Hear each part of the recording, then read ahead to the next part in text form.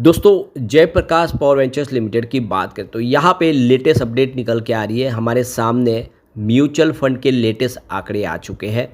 क्या कह रहे हैं, क्या म्यूचुअल फंड ने पिछले महीने में खरीदारी की है या फिर उन्होंने एग्जिट ले लिया है? क्योंकि काफ़ी अच्छी तेज़ी बनी थी जुलाई महीने में, आप देख ही सकते हो, बेहतर प्रदर्शन किया था। अब यहाँ पे एक और जो बड़ी अपडेट निकल के है जेपी इंफ्राटेक से, लोगों के सपने अभी भी सच नहीं हो रहे, लोगों के साथ धोखा हो रहा है। पूरा अपडेट क्या है उसको समझने की कोशिश करेंगे इस वीडियो के माध्यम से।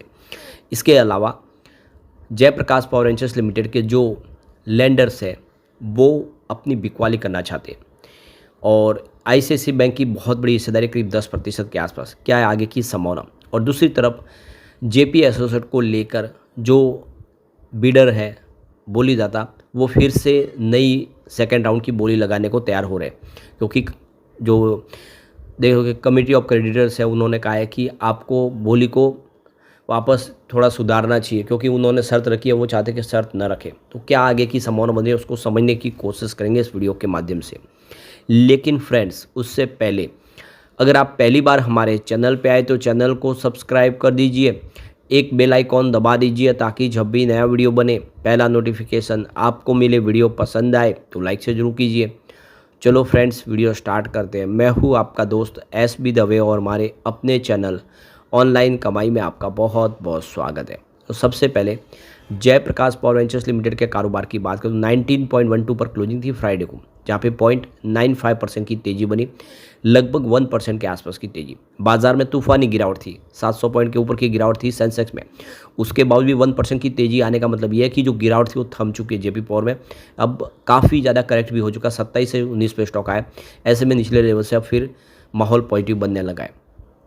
दूसरी तरफ जेपी एसोसिएट में लगातार अपर सर्किट लग रहे, स्टॉक 3.80 तक आया और आप देख सकते हो इसके पीछे जो पॉजिटिव माहौल बना हुआ है उसका असर देखने को मिला है कि जल्द ही एक नया प्रमोटर मिलने वाला है और प्रबल जो दावेदार है वो यहाँ पे इस समय अदानी ग्रुप है। एक जो बड़ी अपडेट निकल के आ रही है, जेपी इंफ्राटेक का अधिग्रहण आप देखें तो सुरक्षा रियल्टी ने कर लिया है। तो आप देखो कि जेपी इंफ्राटेक जेपी एसोसिएट की ही कंपनी थी जिसका ऑलरेडी आप देखें एनसीडी के तहत सुरक्षा रियल्टी ने खरीदा है। अब यहाँ पे देखो कि सुरक्षा रियल्टी को यमुना प्राधिकरण ने नोटिस जारी किया है। यह नोटिस जेपी इंफ्राटेक की आवासीय परियोजना में फंसे खरीदारों की शिकायत पर जारी हुआ है, जिसमें उन्होंने आरोप लगाया कि सुरक्षा रियल्टी ने राष्ट्रीय कंपनी विधि अधिकरण से स्वीकृत समाधान योजना पर ठोस काम नहीं किया है। यानी एनसीडी ने जो ऑर्डर पास किया उसके ऊपर काम नहीं हो रहा है। तो ईडा ने कंपनी को नोटिस जारी कर 14 बिंदुओं पर एक सप्ताह में रिपोर्ट मांगी है। जेपी इंफ्राटेक की आवासीय परियोजना में खरीदारों के संगठन JP Infratech real estate LOT welfare society ने 30 जुलाई को ईडा के प्रमुख कार्यपालक अधिकारी से शिकायत की थी।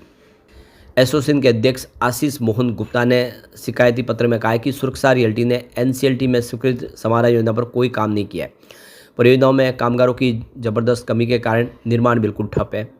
कंपनी को समाधान योजना स्वीकृत होने के 90 दिन में ही 3000 करोड़ का निवेश जुटाना था ताकि परियोजना को पूरा किया जा सके, लेकिन ये फंड का अभी तक कोई व्यवस्था नहीं की गई, यानी उन्होंने पैसे नहीं जुटाए। कंपनी की ओर से घर के खरीदारों के संवाद तक नहीं किए जा रहे, उनके साथ में कोई बातचीत नहीं हो रही, कोई मीटिंग नहीं हो रही है। उन्हें परियोजना के संबंध में कोई जानकारी नहीं दी जा रही है कि कब तक ये कंप्लीट होंगे। इसके विपरीत प्रदर्शन करने पर न्यायालय में वाद दायर कर दिया गया, यानी उनके खिलाफ ही ऑलरेडी वो न्याय अदालत में चले गए। दूसरी तरफ परियोजनाओं में तयशुदा सुविधा अभी तक विकसित नहीं हुई है। रेरा के जो दिशा निर्देश का भी उल्लंघन किया जा रहा है। एसोसिएशन ने आरोप लगाया कि कंपनी यमुना एक्सप्रेसवे पर टोल शुल्क वसूल रही है, लेकिन यात्रियों की सुरक्षा के लिए कोई कदम नहीं उठा रही है। तो एसोसिएशन ने ईडा की परियोजनाओं के लिए निगरानी कमेटी के गठन, आवंटियों के हित सुरक्षित करने के लिए कदम उठाने और नियमित ऑडिट की मांग की है। एसोसिएशन के पत्र पर ईडा के संपत्ति विभाग ने सुरक्षा रियल्टी को पत्र भेजकर 14 दिन में रिपोर्ट तलब की है।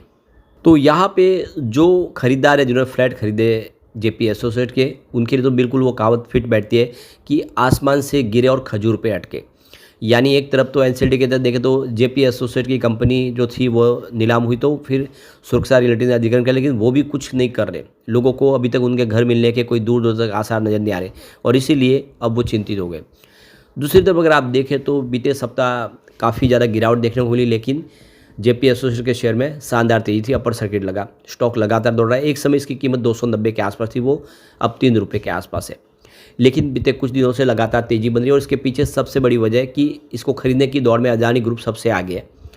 तो आप देख सकते हो कि फ़िलहाल दिवालिया प्रक्रिया चल रही है और यहाँ पे अलग अलग कंपनियों ने 5 बोलियां लगाई है। बिजनेस लाइन की खबरों के मुताबिक पुनीत डालमिया समर्थित डालमिया भारत और गौतम अदानी की कंपनी इंटरप्राइजेस, जो अदानी इंटरप्राइजेस 2 शीर्ष बोलीदाता है, दोनों में ज़बरदस्त कंपटीशन है। इसमें अदानी समूह ने अधिग्रहण के लिए आक्रामक रुख अपनाया हुआ है, मतलब कि उन्होंने कंपनी को खरीदने के लिए बिना शर्त की बोली लगाई है, किसी प्रकार का कोई कंडीशन नहीं रखी है और ज़्यादा वो कैश भी दे रहे अपफ्रंट।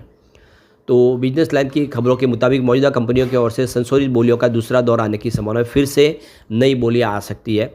अगस्त के मध्य तक बोलियां जमा होने की संभावना है, यानी इस अगस्त के मध्य में ही फिर से नई बोली, संशोधित बोलियां लाई जा सकती है। सूत्रों ने बताया कि डालमिया और अदानी के समूह के अलावा अन्य दावेदारों में खनन दिग्गज अनिल अग्रवाल की वेदांता, नवीन जिंदल समेत जिंदल पावर और पीएनसी इंफ्राटेक शामिल है, यानी काफ़ी बड़े बड़े कॉरपोरेट घराने।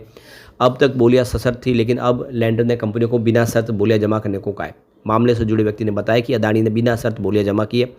अदानी ने कथित तौर पर बड़ा एडवांस कैश पेमेंट करने की भी पेशकश की है।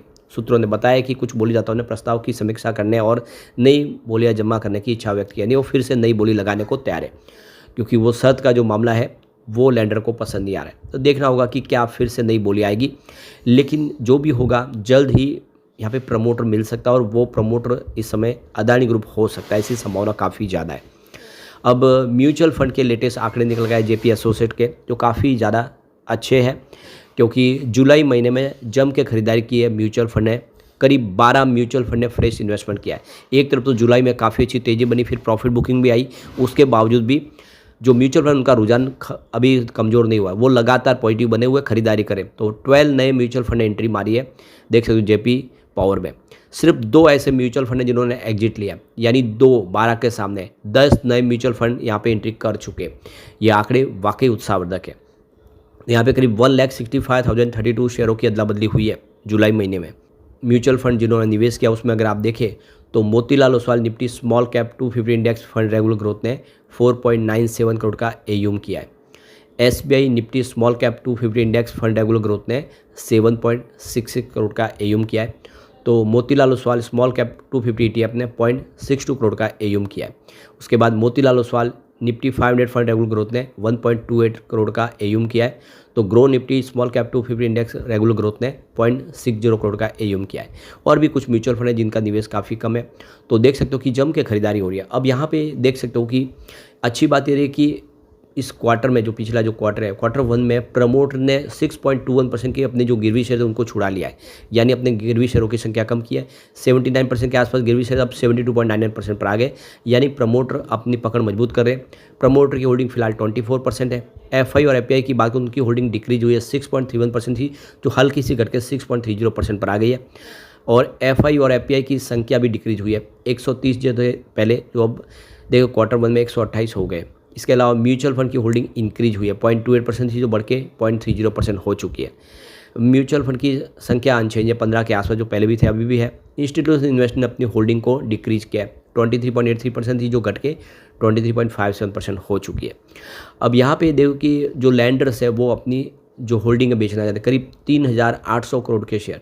अब आप देखें ये बड़ी रकम है और करीब 25% के आसपास की होल्डिंग है। जिसमें देखें तो 15% की होल्डिंग तो आज बैंकों के आसपास, जिसमें सबसे बड़ा जो निवेश है वो आईसीआईसी बैंक का 9.97% की होल्डिंग उनके अकेले के पास है। फिर कैनरा बैंक के पास 2.44% की होल्डिंग है। यूको बैंक के पास 1.08% की होल्डिंग है। और भी बहुत सारे लैंडर हैं जिनकी होल्डिंग कम है, यहाँ पे शो नहीं हो रहा नाम, और ये सारे मिलके अब अपनी वो होल्डिंग बेचना चाहते हैं। अब देखना होगा कि कौन इसको खरीदता है, और जो भी खरीदेगा वही प्रमोटर होता है, वो दिखाई देगा। लेकिन फ्रेंड्स, कोई भी इन्वेस्टमेंट करने से पहले अपने फाइनेंशियल एडवाइजर से एडवाइस ले ले या अपना खुद का रिसर्च करें, क्योंकि मैंने वीडियो आपके एजुकेशनल पर्पज़ के लिए ही बनाया। वीडियो पसंद आए तो लाइक से जरूर कीजिए और चैनल को सब्सक्राइब कर दीजिए। Thank you friends.